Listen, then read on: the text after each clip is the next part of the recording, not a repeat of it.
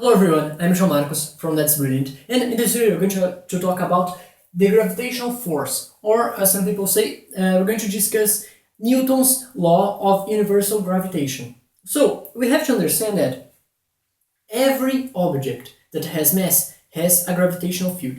If you have watched our videos, That's Brilliant videos on electricity, you know that charges, small particles like protons and electrons, they have charges, and the charge is something inherent to them. It's from their nature, it's inherent to them.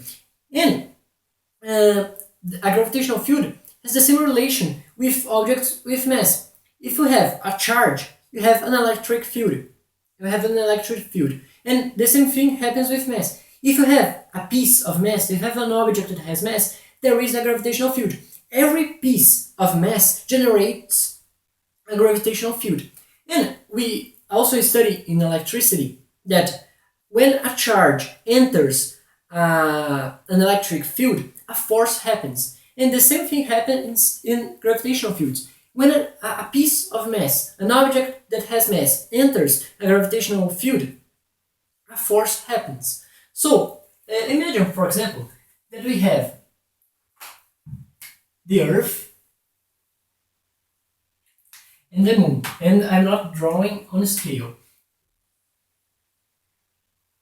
So, we have the Earth and the Moon. And let's say that this is the center of the Earth, and this is the center of the Moon. And let's imagine that both centers are the respective centers of mass of both objects. So this is the center of the Earth, which is also the center of mass of it, and the same happens to the Moon.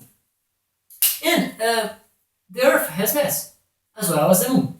So both of them generates gravitational fields. And they are both mass. Both objects have mass. And something that is very simple to understand about this is that mass attracts mass.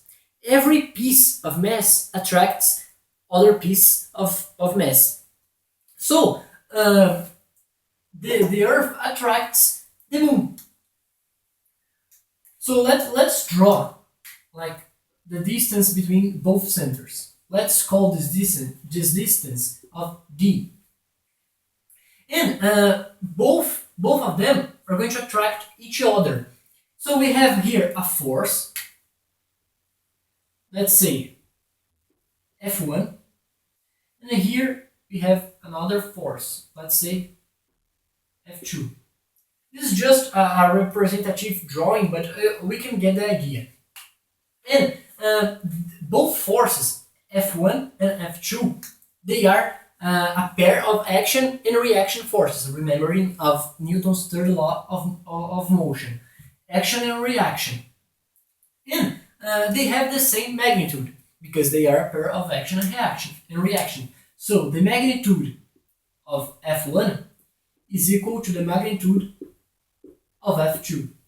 And how can we calculate these magnitudes? Well, we can use Newton's law of universal gravitation, which says that a gravitational force, let's say F1 or F2, it's the same one, and here I'm just talking about the magnitude of the forces, is equal to G.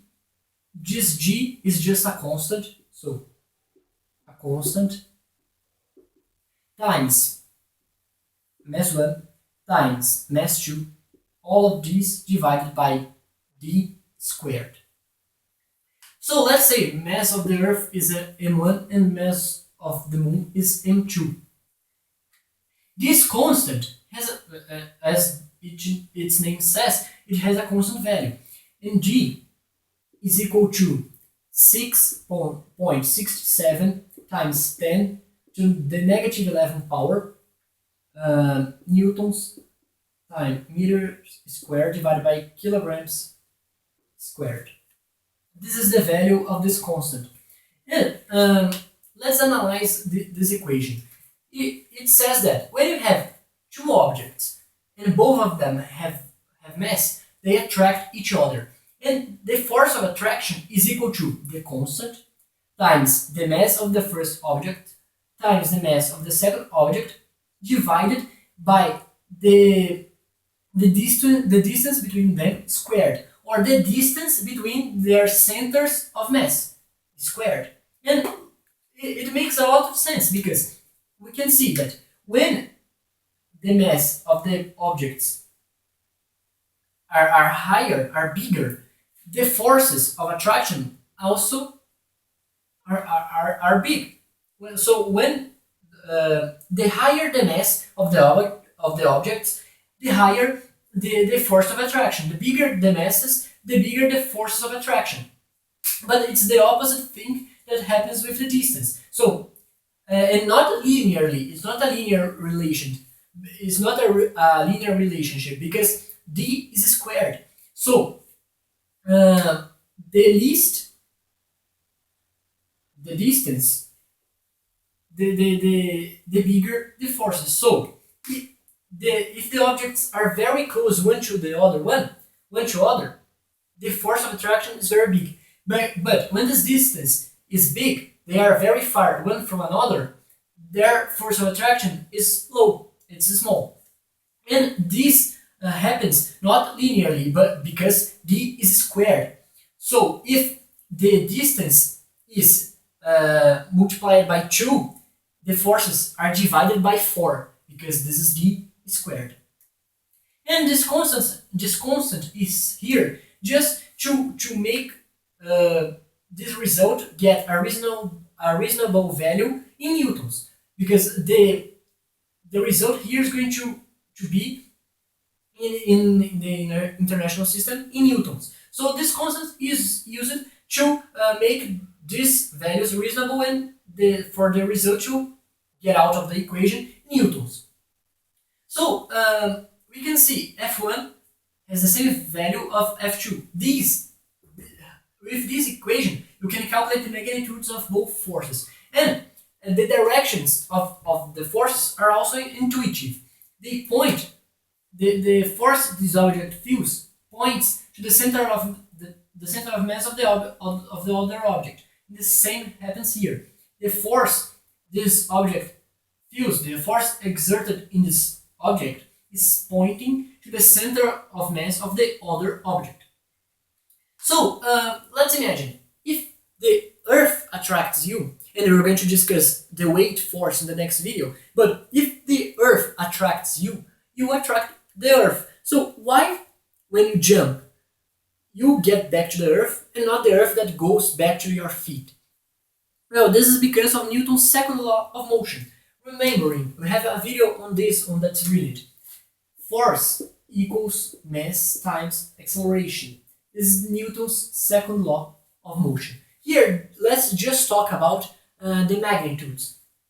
So, let's say I'm going to put just numbers to the math to be easier. Of course, the numbers I'm going to put are not the real ones. But let's say, for example, the force you feel attracted by the Earth is equal to 20 newtons. Let's say your mass, which I'm going to call my, is equal to 2 kilograms. Of course, these are fake numbers. And the mass of the Earth is equal to 5 kilograms. And you have that. The force you feel, the force the Earth attracts, the force the Earth exerts in you has the same magnitude of the force you exert on Earth. So F is equal to your mass times your acceleration, and the same force is the mass of the Earth times the acceleration of the Earth. So we can see here, if F is equal to 20, if your mass is 2, your acceleration is going to be 10 meters per second squared. And the force for the Earth is has the same magnitude, it's 20. And the mass of the Earth is 5. So the acceleration for this equation to be correct, the acceleration must be 4 meters per second squared. So we can see here easily that the the the the higher the acceleration, the least the mass. Or in another perspective, the bigger the mass, the least the acceleration must be for the force to have the same value. So if the Earth has a mass bigger than mu, and it does, so the acceleration of the Earth is going to be lower than your acceleration. Your mass is very, very smaller than the mass of the Earth. So the acceleration you have is very bigger than the acceleration the Earth has. So because of this, you can notice your acceleration, but the acceleration the Earth has because of the force you exert on it is negligible. So this is basically the gravitational force. We're going to talk about the weight force in the next video. So thank you very much for watching, and see you in the next video.